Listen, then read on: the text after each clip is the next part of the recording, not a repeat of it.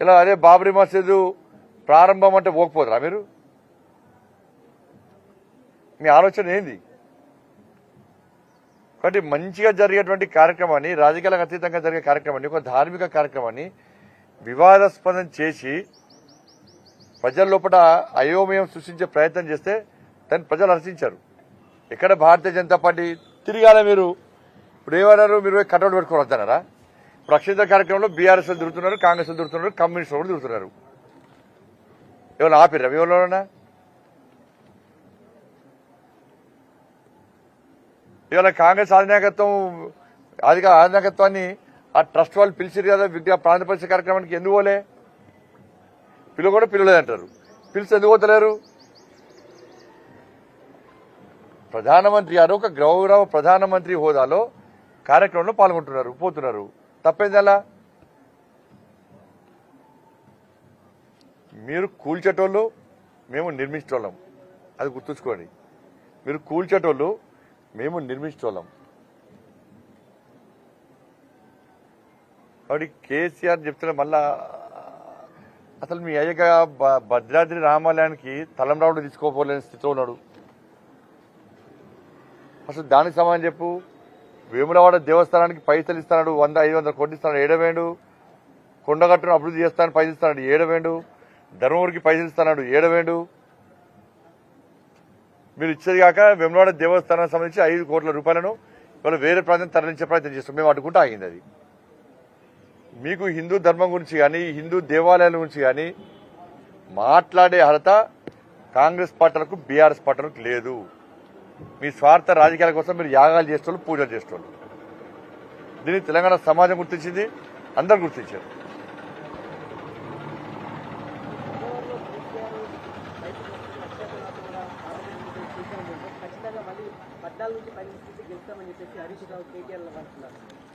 బయటికి వస్తేనే పడుచుకోవాలి, లోపల ఉన్న పడుచుకోండి. కేసీఆర్ గురించి వాళ్ళు మాట్లాడుస్తారు. ఎలా చెప్పు. కేసీఆర్ జనం మర్చిపోయారు. బయట తిరిగితే ఎన్ని గెలిచినాయి? కేసీఆర్ బయట లోపల కేసీఆర్ గురించి పట్టించుకునే వ్యక్తులు లేరు. ఇవాళ బీఆర్ఎస్ పార్టీ తెలంగాణ గురించి మాట్లాడే అర్హత కోల్పోయింది. వాళ్ళ పార్టీ నుంచే తెలంగాణ అనే పదాన్ని తొలగించినటువంటి పార్టీ బీఆర్ఎస్ పార్టీ. జాతీయ పార్టీ అన్నారు, ముంబైలో పోటీ చేస్తామన్నారు. అసలు జాతీయ పార్టీ, ప్రాంతీయ పార్టీ ఇప్పటి స్పష్టత లేదు వాళ్ళకి. ఇది విక్తం, అది విక్తం, ఇది ఓడుస్తాం, అది ఓడుస్తాం అన్నారు. మేమే కీలక పాత్ర పోషిస్తాం ఈసారి పార్లమెంట్ ఎన్నికల్లో అన్నారు. ఏ రాష్ట్రంలో ఎన్ని సీట్లు పోటీ చేస్తారో స్పష్టం చేయండి. ఇక్కడనే క్యాండిడేట్ గతి లేరు. మీ బీఆర్ఎస్ పార్టీలే ఇవాళ మీ పార్టీ సింబల్ మీద పోటీ చేయడానికి సిద్ధంగా లేరు పార్లమెంట్ ఎన్నికల్లో. ఎందుకంటే ఏడవైనా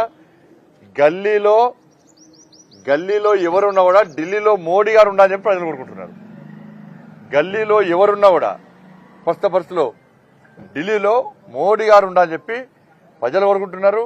అన్ని పార్టీల నాయకులు కోరుకుంటున్నారు. మళ్లీ అప్పీల్ చేస్తున్నారు. కాంగ్రెస్, బీఆర్ఎస్ పార్టీ నాయకులకు మళ్లీ అప్పీల్ చేస్తున్నారు. ఢిల్లీలో తిరిగి ఏర్పడేది నరేంద్ర మోడీ గారి ప్రభుత్వం. ఇక్కడ ఎక్కువ సంఖ్యలో భారతీయ జనతా పార్టీకి సంబంధించిన పార్లమెంట్ సభ్యులు గెలిస్తే ఎక్కువ నిధులు వస్తాయి. మనం తెలంగాణ రాష్ట్రాన్ని అభివృద్ధి చేసుకోవాలి. బీజేపీ కార్యకర్తలైనా, బీఆర్ఎస్ పార్టీ కార్యకర్తలైనా, కాంగ్రెస్ పార్టీ కార్యకర్తలైనా అసెంబ్లీ ఎన్నికలు అయిపోయినాయి, ప్రజలు తీర్పిచ్చారు. దాన్ని శిరస వహిస్తాం వెళ్ళం కూడా, ప్రజాస్వామ్య వెళ్ళం మేము. కాబట్టి ఇప్పుడు పార్లమెంట్ ఎన్నికల్లో బీజేపీ పార్లమెంట్ సభ్యులు గెలిస్తే ఎక్కువ నిధులు వస్తాయి. ఇదే అక్కడ తిరిగి ఏర్పడేది మోడీ గారి ప్రభుత్వం క్లారిటీ ఉంది. అలా ఒకటి పగలు పట్టింపులు ఇవన్నీ పోకుండా అన్ని పార్టీల కార్యకర్తలు ప్రజలకు ఆలోచిస్తున్నటువంటి ఆలోచనకు అనుగుణంగా మీరు జెండాలు పక్కకు పెట్టండి. భారతీయ జనతా పార్టీ గెలిస్తే ఇవాళ మనకు నిధులు వస్తాయి, మన తెలంగాణ రాష్ట్రం అభివృద్ధి చేస్తుంది. ఇట్లా ఆలోచించాలని చెప్పి కోరుతా ఉన్నాను నేను. బీఆర్ఎస్ లేదే. బీఆర్ఎస్ ఏడు చెప్పరాదు. ఇప్పుడు బీఆర్ఎస్ సింబల్ మీద ఎంపీగా పోటీ చేయడానికి ఎవరైనా సిద్ధంగా ఉన్నారా? 17 మంది పేర్లను 24 hours అనౌన్స్ చేయమని చెప్పండి. మా దాంట్లో పోటీ ఉంది, వాళ్ళ పోటీ లేదు.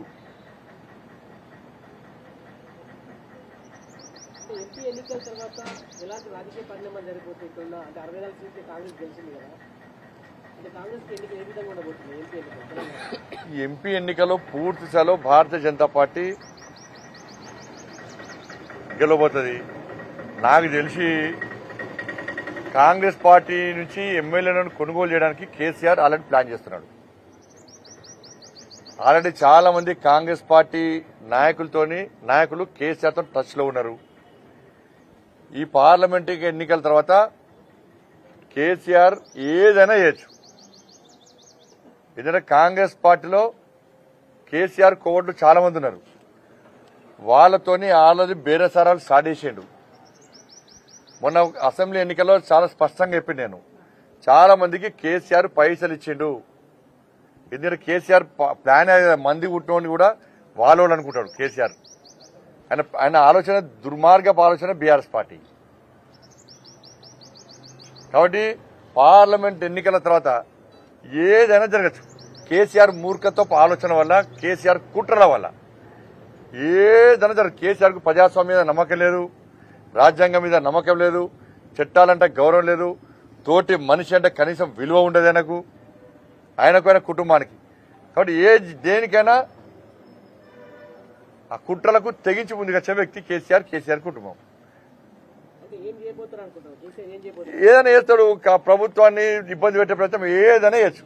అది చేసి చేస్తాడు, మళ్ళీ బీజేపీ నూకే ప్రయత్నం చేస్తాడు.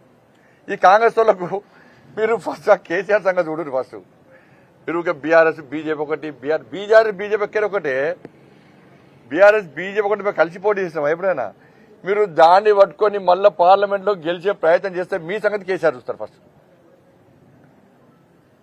మేము కొట్లాడుకుని కాదు, కాంగ్రెస్ బీజేపీ కొట్లాడుకుని కాదు, ఉన్న అక్కడక్కడ కొంచెం ఉన్న బీఆర్ఎస్ పార్టీ ఆయన బొంద పెట్టాలి ఫస్ట్. ఎందుకంటే ప్రజలను రాసి రంపాన పెట్టిన బీఆర్ఎస్ పార్టీ వాళ్ళు, ప్రజల బతుకులు సర్వనాశనం చేసింది బీఆర్ఎస్ పార్టీ, కేసీఆర్ కుటుంబం ముఖ్యంగా. ఫస్ట్ వాళ్ళ సంగతి చూద్దాం. మీరు మేము కలిసి అభివృద్ధి చేసుకుందాం తెలంగాణ రాష్ట్రాలంటే మీరు వాళ్ళ బీఆర్ఎస్ బీజేపీ ఒకటి ఒకటి ప్రజలు అమ్మతలేరు, మర్చిపోయారు. ఒకప్పుడు నమ్మిరు, మీరు చెప్తే నమ్మిరు. ఇప్పుడు ఎవ్వరు కూడా బీఆర్ఎస్ బీజేపీ ఒకటంటే ప్రజలు నమ్మే స్థితిలో లేరు. ఫస్ట్ మీరు బీఆర్ఎస్ సంగతి చూసుకోరి, తెరవనిక ఏం జరుగుతుందో, కేసీఆర్ ఏం చేస్తుండో, ఏం చేయబోతుండో ఫస్ట్ దాన్ని గమనించండి. మీ ఇంటెలిజెన్స్ వ్యవస్థను పరీక్ష చేసుకోరు ఫస్ట్. అరే చాలా విషయాలు మాకు తెలుస్తున్నాయి, మీకు తెలుస్తలేవు. మీరు గదే గుడ్డి ఆలోచన ఉన్నారు. బీఆర్ఎస్ బీజేపీ ఒకటి అది చెప్పుకుంటేనే టైం పాస్ చేసే ప్రజలు దాన్ని ఎవరు నమ్మరు. హాస్పిటల్ ఎన్నికలు ఎవరు నమ్మరు. కొంత నమ్మించారు, దాని సక్సెస్ అయ్యారు, నమ్మించారు వాళ్ళు, మోసం చేయడంలో. ఇప్పుడు నమ్మరు, ప్రజలు నమ్మరు. ఇప్పుడు ప్రజలు తెలంగాణ రాష్ట్ర అభివృద్ధి కోరుకుంటున్నారు. కాంగ్రెస్ పార్టీ ప్రభుత్వం ఏర్పడ కూడా కేంద్రంలో బీజేపీ ప్రభుత్వం ఏర్పడబోతుంది. కాబట్టి ఈ ఎన్నికల్లో బీజేపీకి ఓటేయాలి. మనం తెలంగాణ రాష్ట్రాన్ని అభివృద్ధి చేసుకోవాలి, ఎక్కువ నిధులు తెచ్చుకోవాలి. ఎక్కువ నిధులు రావాలంటే, తెలంగాణ రాష్ట్రం అభివృద్ధి చెందాలంటే ఇలా బీజేపీ ఎంపీలను గెలిపించాలి. బీజేపీ ఎంపీలను గెలిస్తే బీజేపీ ఎంపీలు కొట్లాడి ఎక్కువ నిధులు తీసుకొస్తారు. అయిపోయింది, ఎన్నికల వాతావరణం అయిపోయింది. ఇప్పుడు అభివృద్ధి కావాలి మనకు. అప్పుల పాలైంది తెలంగాణ రాష్ట్రం, అప్పులు తీసుకోవాలి, సంక్షేమ పథకాలు అమలు కావాలి. కాంగ్రెస్ పార్టీ ఇచ్చిన హామీలు నెరవేర్చాలంటే కూడా ఇక్కడ బీజేపీ రావాలి, ఎంపీలు గెలవాలి. ఇప్పుడు ఎక్కడ తీసుకెళ్తారు పైసలు? వాళ్ళ రైతు బంధు మీరేమన్నారు, ఎన్నికల తర్వాత వెంటనే 15,000 రూపాయలు ఎకరానికి వేస్తామన్నారు. 48 లక్షల వాళ్ళ సీజన్ స్టార్ట్ అయింది. 48 లక్షల మంది రైతులు ఎదురు చూస్తున్నారు. ఇవాళ పంట పెట్టుబడి పెట్టలేని పరిస్థితి ఉన్నది ఇవాళ. కాబట్టి రైతు బంధు ఎందుకు వేయరు? కానీ మీ కాంగ్రెస్ పార్టీ సంక్షేమ పథకాలు అమలు కావాలన్న కూడా ఇక్కడ బీజేపీ పార్లమెంట్ సభ్యులు అధిక స్థానంలో గెలవాలి. దాన్ని కాంగ్రెస్ పార్టీ నాయకులు గుర్తుంచుకోవాలి. మీ కాంగ్రెస్ పార్టీ గెలవది, కేంద్రం రాదు. అందుకే నేను కాంగ్రెస్ పార్టీ నాయకులకు నేను పర్సనల్ విజ్ఞప్తి చేస్తున్నాను, మీరు మొండిపాటు పోకుర్రి. ఇక్కడ రాహుల్ గాంధీ శభాష్ అనాలే, సోనియా గాంధీ శభాష్ అని చెప్పి మీరు మొండిపాటుతోని మేము కొట్లాడి ఇంకోటి మధ్యలో గెలుచుడో, ఇలా ఎక్కువ స్థానాలు పార్లమెంట్ లో మీరు గెలవాలని చూస్తే మీకే మోసం, తెలంగాణ రాష్ట్ర ప్రభుత్వానికే మోసం జరుగుతుంది. దాన్ని గుర్తుంచుకోవాలి. మీరు మొండిపాటు పక్క పెట్టండి. ఇలా ఇక్కడ బీజేపీ గెలవాలని కోరుకోరు. మీరు గెలిస్తేనే మీరు రాష్ట్రంలో అధికారులు ఉంటారు, అభివృద్ధి మనం చేసుకుంటాం. అభివృద్ధి ద్వారా మేము కూడా సహకరిస్తాం. మోడీ గారికి ఎన్నికలు ఇవన్నీ ముఖ్యంగా, దానికి అభివృద్ధి ముఖ్యం. ఏ పార్టీ అధికారంలో కూడా అభివృద్ధి చేయాలనుకుంటారు. అటువంటి వ్యక్తికి ఇంకా మనం తెలంగాణ రాష్ట్రం నుంచి ఇంకా ప్రోత్సహించే ప్రయత్నం చేయాలి. ఎక్కువ ఎంపీలకి బీజేపీ ఎంపీలు కలిస్తే ఎక్కువ నిధులు, మీరు మేము కలిసి ఎక్కువ నిధులు తీసుకొచ్చుకున్నాం. అట్లానే అనేది ఇప్పుడు బీఆర్ఎస్ వాళ్ళు 17 సీట్లు గెలుస్తామంటున్నారు, కాంగ్రెస్ వాళ్ళు 14 సీట్లు గెలుస్తామంటున్నారు. మేము 14 సీట్లు, ఎన్ని ఉన్నాయి సీట్లు? 17 సీట్లే ఉన్నాయి. ఇవన్నీ కలిపితే 50 దాడుతున్నాయి ఇవాళ. కాబట్టి నేను మళ్ళీ చెప్తున్నా, ప్రజలు ఏం కోరుకుంటారు అంటే గల్లీలో ఎవరు కూడా ఢిల్లీలో మోడీ గారు ఉండాలి ఈ దేశం కోసం. ఇది ప్రజల ఆలోచన, ప్రజల విధానం, ప్రజల నినాదం. సుస్థిరంగా ఉండాలని కోరుకుంటున్నాను. మేము ప్రభుత్వాలను కూల్చేటువంటి ఆలోచన మాకు ఉండదు, అటువంటి కుట్ర మాకు తెలియదు. కేసీఆర్ విషయంలో కొంచెం జాగ్రత్తగా డేగా కనతం చూడాలంటున్నాను నేను.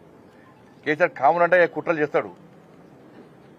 చేస్తాడు, ఏది చేసినా కుట్రలు చేస్తూ ఉంటాడు. దాన్ని గమనించుకోండి, మీ ప్రభుత్వం జాగ్రత్త. మరి అది కేసీఆర్ ఏం చేస్తాడో అర్థం చేసుకోండి ఒకసారి.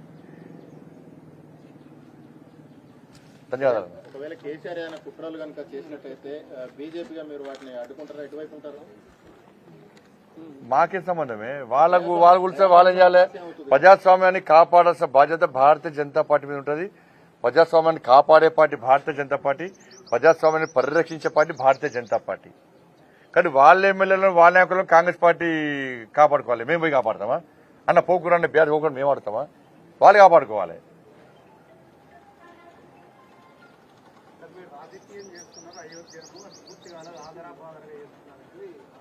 అన్న మంచి ముహూర్తం చూస్తాము, గృహప్రవేశం చేస్తాం. గృహప్రవేశం మొత్తం బిల్డింగ్ కంప్లీట్ అయినాక గృహప్రవేశం చేస్తామా? మంచి ముహూర్తం చూస్తాం కదా విజయ్, మంచి ముహూర్తం చూస్తాము, బలమైన ముహూర్తం చూస్తాము. ఇది ఒక్కరు చూసే ముహూర్తం కాదు, ఒక రాజకీయ పార్టీ చూసే ముహూర్తం కాదు. సాధు సంతువులు అందరూ కూడా కలిసి ఒక బ్రహ్మాండమైన ముహూర్తం చూసి ఆ రోజు ప్రాణ ప్రతిష్ఠ చేస్తారు. రాజకీయం ఏడేస్తున్నాం మేము. ఇప్పుడు కాంగ్రెస్ లను, బీఆర్ఎస్ లను, కమ్యూనిస్టులను ఓటించి పెట్టుకోమని చెప్పి మేమే పెట్టుకోగలుగుతున్నామా? మేము అక్షింత కార్యక్రమం మీరే పాల్గొనండి, మేము ఎక్కడైనా బీజేపీ కన్వెన్షన్ పాల్గొన్నామా? ఇప్పుడు మేమే పాల్గొంటే బదనామా అవుతుందని చెప్పండి. అది రాజకీయాలకు అతీతంగా జరిగే కార్యక్రమం. క్షేత్రస్థాయిలో BRS party, Congress party, communist party కార్యకర్తలు పాల్గొంటున్నారు. దానిలో మరి ఆంజనేయకత్వం దాన్ని ఎందుకు గమనిస్తలేము మేము అంటున్నాం. ఇక దానిలో వీళ్ళు చెప్పిస్తే చెప్పరాలు. ఇప్పుడు ప్రపంచం అంతే తిరుగుతున్నది. అసలు మళ్ళీ చెప్తున్నా, వీళ్ళు రామాలయ నిర్మాణానికి అనుకూలమా కాదు? ఫస్ట్ అయోధ్యలో రామ మందిరం ఉందా, బాబ్రీ మసీద్ ఉందా? రాముడు అయోధ్యలో పుట్టిన నమ్ముతారా అని నమ్మరా వీళ్ళు? వీళ్ళు అప్పుడే అయోధ్య బాబ్రీ మసీద్ ఇచ్చినప్పుడే రాముడు అయోధ్యలో పుట్టిన గ్యారంటీ ఏంది అని చెప్పి కాంగ్రెస్ వాళ్ళు ప్రశ్నించారు. అప్పుడు మేమే అన్నాం, విమర్శించినోడు మీ తల్లి పుట్టిన గ్యారంటీ ఏంది? ఎవరు చెప్పారు? అక్కడ ఉన్న నర్సు, బాధ్యతాయుతమైనటువంటి పవిత్రమైన డ్యూటీలో నర్సు వచ్చి, అమ్మా ఇవనికి పాప పుట్టింది, బాబు పుట్టింది అని ఇస్తే నా బిడ్డ అని అనుకుంటాం మనం. ఇవాళ చరిత్ర చెప్తున్నది. ఇవాళ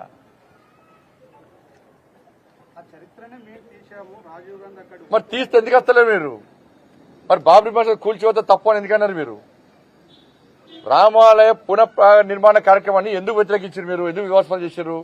ఇవాళ అయోధ్య మీరే చరిత్ర రాశారు కదా, మరి రామాలయ నిర్మాణ ప్రాణ ప్రతిష్ఠ కార్యక్రమాన్ని ఎందుకు హాజరైతలేరు? ఇది భారతీయ జనతా పార్టీ కార్యక్రమం కాదు. భారతీయ జనతా పార్టీ కార్యక్రమం మీరు వెళ్ళకపోతుంది కదా.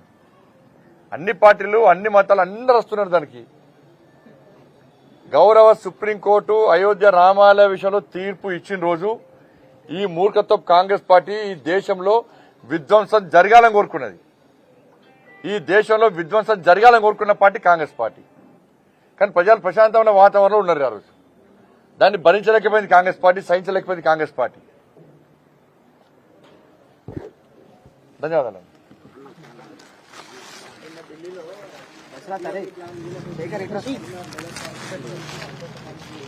ఏదైనా సహకరిస్తామన్నా. తెలంగాణ రాష్ట్ర అభివృద్ధికి వాళ్ళు రమ్మంటే మేమొస్తాం, వాళ్ళు వేనా మా నాయకులకు తప్పకుండా తెలంగాణ రాష్ట్ర అభివృద్ధి సహకరించాలని విజ్ఞప్తి చేస్తాం. నరేంద్ర మోడీ గారు తెలంగాణ రాష్ట్ర అభివృద్ధికి కట్టుబడినారు, కమిట్మెంట్తో ఉన్నారు. ఎట్టి బస్సులో దీనిలో రాజకీయాలకు సంబంధం లేకుండా పోయినసారి రాష్ట్ర ప్రభుత్వము వాళ్ళ మంత్రులు అయిపోయారు. పోయినసారి రాష్ట్ర ప్రభుత్వము కేంద్ర ప్రభుత్వాన్ని విమర్శించడానికే టైం వేస్ట్ చేసింది, మోడీ గారు తిట్టడానికే టైం వేస్ట్ చేసింది. అటువంటి ప్రయత్నం కాంగ్రెస్ పార్టీ చేయొద్దు. ప్రతి విమర్శలకు సమయాన్ని వృధా చేసుకోకండి.